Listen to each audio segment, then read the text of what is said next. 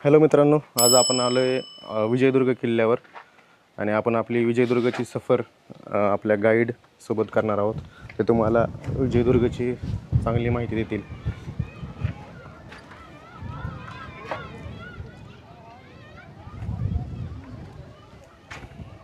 छत्रपती शिवाजी महाराजांच्या पदस्पर्शाने पावन झालेल्या विजयदुर्ग किल्ल्यावरती मी टुरिस्ट गाईड जितेंद्र बिर्जे प्रथम आपलं सगळ्यांचं स्वागत करत आहे. आपलं विजयदुर्ग घेऱ्यावरती स्वागत आहे. बघा, आता आपण हा जो किल्ला पाहणार आहोत, हा किल्ला प्रथम 1195 ते 1205 या कालावधीमध्ये शिलाहार संस्थानाचे राजा भोज याने किल्ला प्रथम 5 एकरमध्ये बांधलेला होता. तो 5 एकरचा किल्ला आतल्या बाजूला आहे, तो आपण आतमध्ये पाहणार आहोत. कहा राजा भोज कहा गंगोतेलीन कहावत तुम्ही ऐकलेली असेल. त्यातील राजा भोज हे MP चे, मध्य प्रदेशचे. तिकडे भोपाळ ही त्यांची राजधानी. राजा भोज यांनी महाराष्ट्रात 18 किल्ले बांधले, त्यातील विजयदुर्ग एक अभेद्य आहे. बघा, इकडे पन्हाळगड ही त्यांची राजधानी आहे. बरं, त्यानंतर 1205 ते 1218पर्यंत हा किल्ला देवगिरीचे यादव म्हणजेच औरंगाबाद किल्ला, दौलताबाद किल्ला, त्या यादवांचं इथे साम्राज्य होतं. त्या यादवांनी इथे राज्य केलेलं आहे. त्यानंतर 1218 ते 1354 विजयनगरचे राजे कृष्णदेवराय, कर्नाटक, त्यांची राजवट होती. हम्पी, बरोबर, त्यांची राजवट होती. 1354 ते 1430 बहामनी सुलतान मोहम्मद अल्लाउद्दीन शाह, बहामनी राजवट होती, सुलतानी राजवट होती. आता बघा, 1430 ते 1590पर्यंत बहामनीच्या 5 तुकड्या झाल्या, विभागणी झाली, बटवारा, डिवायडेशन. त्यामध्ये कोकण प्रांत जो आहे तो आदिलशाहच्या वाट्याला आला. त्यानंतर विजापूरच्या आदिलशाह. त्यानंतर बघा, पिढ्यानपिढ्या 125 वर्ष किल्ल्यावरती आदिलशाहचे राज्य होते. आता बघा, बहामनी राजाच्या 5 तुकड्या: आदिलशाही, निजामशाही, कुतुबशाही, बिदरशाही आणि इमादशाही. त्यानंतर 1653मध्ये हा किल्ला छत्रपती शिवरायांनी आदिलशहाकडून तहात जिंकून घेतला आहे, म्हणजेच करार झाला होता. कुठल्याही प्रकारचं युद्ध न करता आपल्या बुद्धिकौशल्यावरती महाराजांनी हा किल्ला आदिलशहाकडून तहात जिंकून घेतला. म्हणजेच बघा, महाराज इथे सुरतेवरची छापा टाकून कल्याण, कुलाबा, जयगड, रत्नागिरीत पुढे राजापूरपर्यंत आले होते.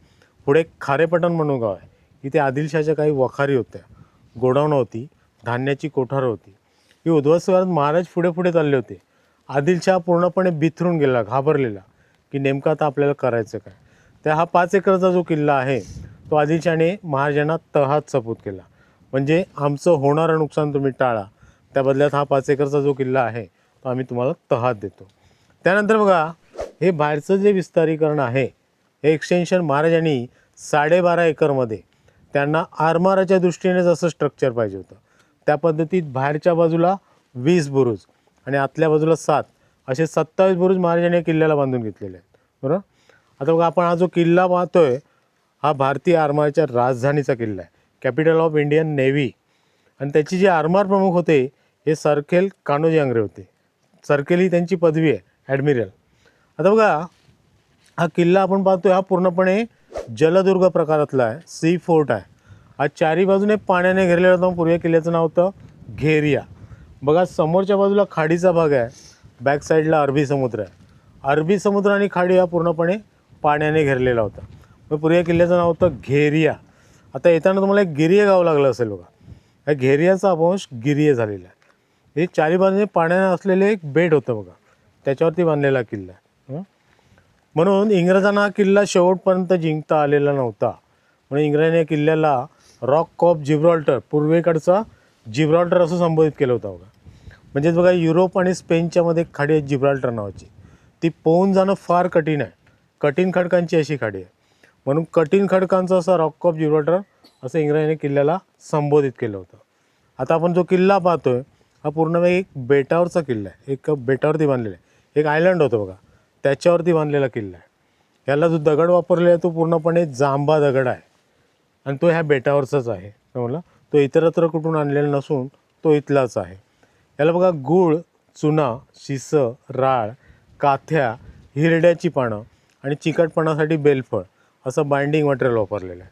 पण हे बांधकाम अजूनही टिकलेल्या अवस्थेत आहे, सुस्थितीत आहे, चांगल्या कंडिशनमध्ये आहे. याला बघा, वरच्या बाजूला काही ठिकाणी मेल आणि फिमेल, स्त्रीलिंगी आणि पुलिंगी या प्रकारामध्ये इंटरलॉकिंग सिस्टीममध्ये बसवलेलं आहे. म्हणून हे बांधकाम टिकलेलं आहे. याला चिलखती बांधकाम असं म्हटलं जातं. बरोबर, हेमाडपंथी बांधकाम. हे दगडाला एकात एक खाचा मारून तो दगड तिथे बसवला जायचा, म्हणजे बांधकाम टिकलेले असेल. आता बघा या किल्ल्यावरती 4 सरदार होऊन गेलेत. पहिले होते सरखेल कान्होजी आंग्रे, तुळाजी आंग्रे, संभाजी आंग्रे आणि शेवटचे सरदार होते आनंदराव धुळप, कृष्णराव धुळप. तर त्या आनंदराव धुळपांचा इथे अर्धा किलोमीटरवरती वाडा आहे. तर त्या आनंदराव धुळपांच्या वाड्यात जाणारा समुद्राखालून 1.25 किलोमीटर वळवत नेले एक भुयारी मार्ग आहे. तो आतल्या बाजूला आहे, तो आपण आतमध्ये पाहणार आहोत. तो आता बुजलेल्या अवस्थेत आहे, पण इतरत्र 2 भुयारी मार्ग आपल्याला फिरता येत आहेत, बरोबर. पण बघा ज्यावेळेस आपण गड किल्ले पाहतो तर गडाची जी मुख्य प्रवेशद्वारे जी असतात ही गोमुखी आकाराची असतात. बघा हा वक्राकार वळवलेला गोमुखी आकार आहे. म्हणजे जोपर्यंत आपण पुढे जात नाही तोपर्यंत आपल्या किल्ल्याचं मुख्य प्रवेशद्वार दिसत नाही आहे. म्हणजेच हा लपवलेला दरवाजा आहे, बरोबर. याची बघा प्रमुख 3 कारणं असतात. जर खाडीवरून जर आक्रमण झालं तर तोफगोळ्यांचा जो मारा आहे तो डायरेक्टली किल्ल्याच्या मुख्य प्रवेशद्वारावरती बसता कामा नये. किल्ल्याचं मुख्य प्रवेशद्वार तुटलं म्हणजे आपण किल्ला हारलो. दुसरं कारण म्हणजे याला स्टेप आणि वळणं दिलेले आहेत. बघा या पायऱ्या सरळ सारख्या रेषेत नसून उंच लांब सकल अशा आहेत, जेणेकरून हत्ती घोडे उंट यांचा स्पीड कमी व्हावा आणि जी धडक आहे ती डायरेक्टली किल्ल्याच्या मुख्य प्रवेशद्वाराला बसता कामा नये. तिसरं कारण म्हणजे जिबीच्या दरवाजातून जर शत्रू आतमध्ये घुसलाच तर त्याचं कन्फ्युजन व्हावे, दिशाभूल व्हावी की नेमकं आपल्याला जायचं आहे कुठे. त्याच मग वरती या जंगी दिलेल्या आहेत, या जंगीमधून त्यांना टिपायचं आहे. बघा ही मोठी जंगी दिसते, याचा 3 प्रकारे वापर केला जायचा. गडावरचं पावसाचं पाणी पास होण्यासाठी, व्हेंटिलेशनसाठी हवा पास होण्यासाठी आणि गन पॉईंट ते आहेतच बघा, बरोबर. पण बघा ज्यावेळेस आपण गड किल्ले पाहतो तर ते गड किल्ले नुसते पाहायचे नसतात, तर ते आजमावायचे असतात, अनुभवायचे असतात. गडाच्या आतमध्ये काय काय वास्तू आहेत, इथे कोणी कोणी राज्य केलं आहे, कुठल्या कुठल्या वास्तू टिकलेल्या आहेत. बघा गड किल्ले कधी पण इतिहासात रंगवून पाहिजे असतात. इथे बघा मावळे वावरत होते, घोडे पळत होते, तोफांचा गडगडाट होता. या पद्धतीने आपण इतिहासात रंगवून गड किल्ले पाहिले तर गड किल्ले आपल्याला चांगल्या प्रकारे समजत आहेत. गड किल्ले अजूनही बोलत आहेत, गडाच्या आतमध्ये अजूनही रहस्य लपलेले आहेत. म्हणून गड किल्ले कधी पण इतिहासात रंगवून पाहिजे असतात. प्रत्येक गडाच्या पायथ्याशी मारुतीचं मंदिर हा द्वाररक्षक असतात. बघा गडावरती भवानी मातेचं मंदिर आणि गडावरती महादेवाचं मंदिर पाहायला मिळते. हे बघा महाराजांचे किल्ले आहेत, ही शक्तिस्थान आहेत आणि हे प्रेरणास्थान आहे. तिथून पुढे आल्यानंतर हा बघा पराकोटीचा दरवाजा. तुम्ही आता ह्या पायऱ्याने वरती आलेत ना, तो हा पराकोटीचा दरवाजा, हा पण समुद्राकडे जाणारा जवळचा दरवाजा. हा इथे खुष्कीचा मार्ग आहे. खुष्कीचा मार्ग म्हणजे समुद्राकडे जाणारा जवळचा दरवाजा, बरोबर. तिकडून पुढे आल्यानंतर मारुती मंदिर हा पराकोटीचा दरवाजा. त्याच्यानंतर आता समोर जो दिसतोय हा बघा जिबीचा दरवाजा. जिबीचा दरवाजा म्हणजे आघाडीचा दरवाजा. इथे आपले आघाडीचे उभे केलेले असायचे. खबरदार जर टाच मारुणी जाल पुढे चिंदड्या उडवीन राई राई उड्या, एवढे आघाडीचे वीर इथे उभे केलेले असायचे, म्हणजे आताचे कॅप्टन. हा बघा फर्स्ट एंट्रन्स आहे, इन कॉरिडोर आहे. इथून इन्क्वायरी करून आतमध्ये सोडलं जायचं. अमेजिंग करा त्याला एक दरवाजा होता बघा, त्याला एक छोटा दरवाजा होता, त्याला दिंडी दरवाजा असं म्हणतात. तिथे एक देवडी दिसते बघा, इथे पहारेकरी बसलेले असायचे. तो इन्क्वायरी करून त्याला आतमध्ये सोडलं जायचं. तर हा जिबीचा हा फारशी शब्द आहे. जिबीचा दरवाजा म्हणजे आघाडीचा दरवाजा, बरोबर. तिथून आतमध्ये आल्यानंतर वरच्या बाजूला आपल्याला एक छोटे छोटे होल दिसतात बघा, चौकोन दिसतात ना, ते याला जंगी म्हणतात. जंगी, जंगी लढाई, जंगी मारामारी ही शब्दप्रयोग तुम्ही ऐकला असेल. जंगी म्हणजे बंदुकीने मारा करण्यासाठी किंवा धनुष्यबाणाने मारा करण्यासाठी या जंगीचा वापर केला जायचा. हे बघा हे गन पॉईंट आहेत मला. हे बाहेरून आपल्याला छोटे होल दिसत आहेत, पण आतमध्ये गेल्यानंतर एका जंगीमध्ये 3 ते 4 ठिकाणी अँगल दिलेला आहे. शत्रू कुठल्या बाजून पण होते त्याला टिपायचं आहे. एक गोळी एक शत्रू हा फंडा होता, बरोबर. त्यानंतर बघा समोर आपल्याला ह्या बाजूला हे चौकोन स्लोपसारखे दिसत आहेत, ते याला फांजी म्हणतात. फांजी, फांजी म्हणजे इथे तोफगाडे उभे केलेले असायचे. खाडीवरती जर आक्रमण करायचं असेल तर इथे बघा तोफगाडे उभे केलेले असायचे. तोफेला बत्ती दिल्यानंतर तो तोफगाडा जो आहे तो व्हायब्रेशनमुळे रिकॉल येऊ नये, बॅक येऊ नये, म्हणून त्याला स्लोप दिलेलं आहे बघा. तर ह्या जंगी आहेत आणि ह्या फांजी आहेत. हे गन पॉईंट आहेत आणि हे कॅनन अटॅकसाठी आहे, बरोबर. त्यानंतर बघा हे किल्ल्यावरती ह्या तटबंदीला समोरच्या बाजूला आपल्याला हे व्हाईट कलरमध्ये येलो कलरमध्ये बुजवलेले पॅचेस दिसत आहेत बघा तुम्हाला. हे धब्बे दिसत आहेत, हे नुसते बुजवलेले पॅचेस नसून हा बघा त्या काळी तोफगोळ्यांचा मारा झाला होता, त्याचे हे पॅचेस आहेत. 1718 साली त्या विजयदुर्ग किल्ल्यावरती सरखेल कान्होजी आंग्रे म्हणून सरदार होते बघा. त्यांच्या मुलीचं लग्न होतं, त्यांच्या मुलीचं नाव होतं लाडूबाई असं. विवाहप्रित्यर्थ गडावरील बरीचशी मंडळी बाहेर गेलेली होती. त्या संधीचा फायदा साधून इंग्रज गव्हर्नर वॉल्टर बून याने सतत 2 दिवस या खाडीवरून तोफांचा भडीमार केला होता. परंतु तोफगोळे जे येऊन धडकले हे कापसाच्या बोळ्यासारखे येऊन धडकलेत बघा. गडाची 1 इंचही तटबंदी हललेली नाही. नंतर ते पॅचेस बुजवले गेले. हा खाडीचा भाग आहे बघा. खाडी म्हणजे क्रीक. समुद्राकडून जो आतमध्ये भाग आलेला असतो त्याला खाडी असं म्हटलं जाते. हे बघा बॅकवॉटर आहे, बॅकवॉटर हो ना. इथून मुंबई गोवा मार्गावरती एक खारेपटण म्हणून गाव आहे. इथपर्यंत विस्तारलेली ही 40 किलोमीटरमधली वाघोट्यांची खाडी अशी प्रसिद्ध आहे. पुढे जाऊन ती सुक नदीला मिळते. समोर बघा एक सुरूचं बन दिसते ह्या बाजूला. हे बघा हे माडबन आहे, माडबनचं बीच आहे. त्याच्या पलीकडे जैतापूर अणुऊर्जा प्रकल्प तुम्ही ऐकला असेल. म्हणजे त्या बाजूला बघा रत्नागिरी जिल्हा आहे, समोर राजापूर तालुका आहे. आता आपण उभे आहोत हे देवगड तालुका सिंधुदुर्ग जिल्हा आहे. या खाडीमुळे डिवाईड झालेलं आहे बघा मला. आता बघा या किल्ल्याची अशी एक खासियत आहे, या किल्ल्याला समोरच्या बाजूने तिहेरी तटबंदी असलेला एकमेव किल्ला आहे. याला 3 प्रोटेक्शनवाले आहेत बघा. याला चिलखती तटबंदी असं म्हटलं जातं. बघा ही खाडीकडे दिसते ही पहिली, आता आपण उभे आहोत ती दुसरी, आणि समोर दिसते ही तिसरी बघा. याच्या आतमध्ये किल्ला आहे. समुद्र सपाटीपासून या तटबंदीची जी हाईट आहे ही 36 मीटर आहे, 36 मीटर. याच्या आतमध्ये किल्ला आहे. त्यानंतर गडाच्या मेन गेटच्या वरचा जो भाग दिसतोय हा बघा नगारखान्याचा भाग आहे. इथे सनई चौघडे नगारे वाजवले जायचे. हे गडावरती एखादा जो आनंद उत्सव झाला आहे, युद्ध वगैरे जिंकलं आहे तर वेगळं म्युझिक. गडावरती एखादी दुःखद घटना घडली तर सॅड म्युझिक. आणि गडावरती एखादी डिलेवरी वगैरे झाली तर वेगळं म्युझिक. म्हणजेच बघा मॅसेज पास करण्यासाठी ही जागा होती वरची. इथे सनई चौघडे नगारे वाजवले जायचे हो ना. याचा जो एंट्रन्स आहे तो बॅक साईडने आहे हो ना. आणि बघा ज्यावेळेस आपण कुठल्याही किल्ल्यावरती जा, हे नगारखाने हे मुख्य प्रवेशद्वाराच्या वरतीच असतात बरं. समोर बघा आपल्याला एक दगडी छप्पर असलेली इमारत दिसते या बाजूला. तर ह्या दगडी छप्पर असलेल्या इमारती विजयदुर्ग किल्ल्यावरती आपल्याला अजूनही चांगल्या कंडिशनमध्ये दिसतात बघा.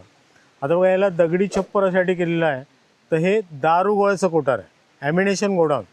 शत्रूचा जो पहिला मारा असतो ती दारुगोळ्याची कोठारं उद्ध्वस्त करणे म्हणजेच रसद तोडणे. म्हणून दारुगोळ्याचा याच्यावरती कुठल्याही प्रकारचा इफेक्ट होऊ नये म्हणून याला बघा दगडी छप्पर केलेलं आहे. याला वरच्या बाजूला बघा असं एल शेपमध्ये इंटरलॉकिंग सिस्टीममध्ये बसवलं आहे. आतल्या बाजूला त्याला आर्च आहे बरोबर. हे पूर्णपणे हेमाडपंथी बांधकामात आहे. जसं गोळकोंड्याचा किल्ला, कोल्हापूरचं अंबाबाई मंदिर, पंढरपूरचं विठ्ठल मंदिर हे बघा हेमाडपंथी बांधकामात आहे बरोबर. अशी 2 धान्याची कोठरा पुढच्या बाजूला आहेत, त्यालाही दगडी छप्परच केलेला. आपल्याला तिकडे नंतर जायचं. त्याआधी बघा हा समोर जो दिसतोय हा सरळ तोफेचा प्रकार आहे, स्ट्रेट कॅनॉन हो ना. ही पूर्णपणे पंचधातूमध्ये आहे. ते बघा लोखंडी गोळे ठेवलेत तिथे. तो मधला जो आहे तो कुल्फी गोळा आहे. अशा प्रत्येक रेंजच्या आपल्याकडे तोफा होत्या, अशा 250 तोफा होते आपल्याकडे बरोबर. तर ह्या पंचधातूमध्ये अशीच एक बांगडी तोफ पुढच्या बाजूला आहे. त्याला असं रिंगा दिलेल्या आहेत, त्याला रिंग कॅनॉन म्हणतात. तर त्या पूर्णपणे प्रेस करून बसवलेल्या आहेत. पाठीमागे त्याला वाद दिलेली आहे. आतल्या बाजून त्याला थ्रेडिंग आहे. त्यातून जो गोळा बाहेर निघायचा तो असा स्पिन होत बाहेर निघायचा हो ना. तर ती बांगडी तोफ आपल्याला इथे विजयदुर्गात पाहायला मिळते. जंजिऱ्यावरती तुम्ही गेलेत तर तिकडे तुम्हाला कलाल बांगडी तोफ पाहायला मिळते, ती याच्यापेक्षा मोठी आहे. तेव्हा आता आपण ही जी वास्तू पाहतोय त्याला खलबतखाना असं म्हणतात. खलबतखाना, खलबते करणे म्हणजे गुप्त चर्चा करणे, प्रायव्हेट डिस्कशन, सिक्रेट डिस्कशन. आणि खलबतखाने हे नेहमी आपल्याला राजधानीच्या किल्ल्यावरती पाहायला मिळतात. आपली पहिली राजधानी माहिती कोणाला? राजगड. दुसरी रायगड. तिसरी म्हणजे हा स्वतंत्र भाग आपल्याला इथे अशासाठी पाहायला मिळतोय. छत्रपती शिवरायांनी 1664 साली या विजयदुर्ग किल्ल्यावरून भारतीय आरमाराची स्थापना केली बघा. म्हणून महाराजांना भारतीय आरमाराचे जनक असं म्हटलं जातं, फादर ऑफ इंडियन नेव्ही. आणि त्याचे जे आरमार प्रमुख होते हे सरखेल कान्होजी आंग्रे होते. सरखेल ही त्यांची पदवी ॲडमिरल. आता इथे बघा आवाज घुमतोय, इथे पूर्णपणे इको साऊंडचा वापर करणार. पूर्वीच्या काही माईक सिस्टीम नव्हती.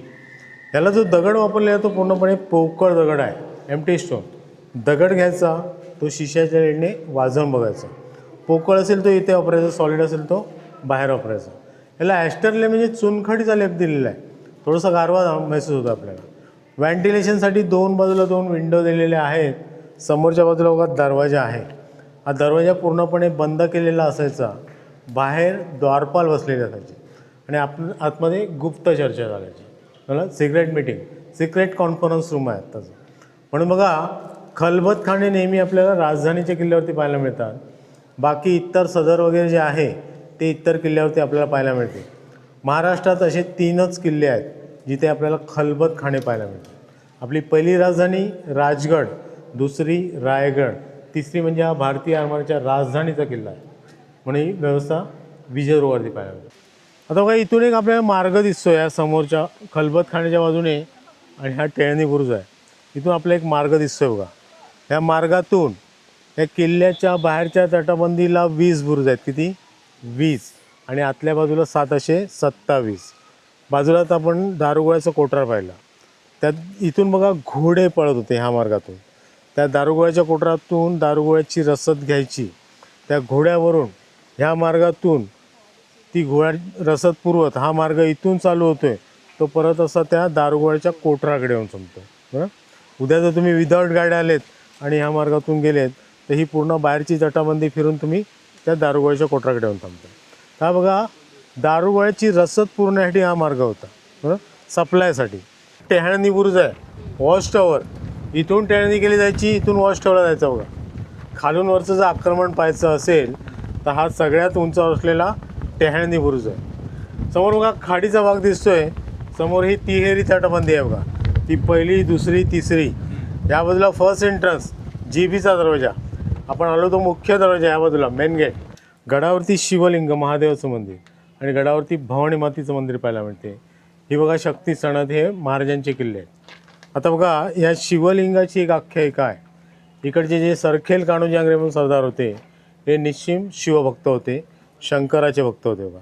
इथून 40 किलोमीटर अंतरावरती कुणकेश्वर म्हणून गाव आहे. तिथे कुणकेश्वराचं मंदिर आहे. दक्षिण काशी त्याला संबोधलं जाते.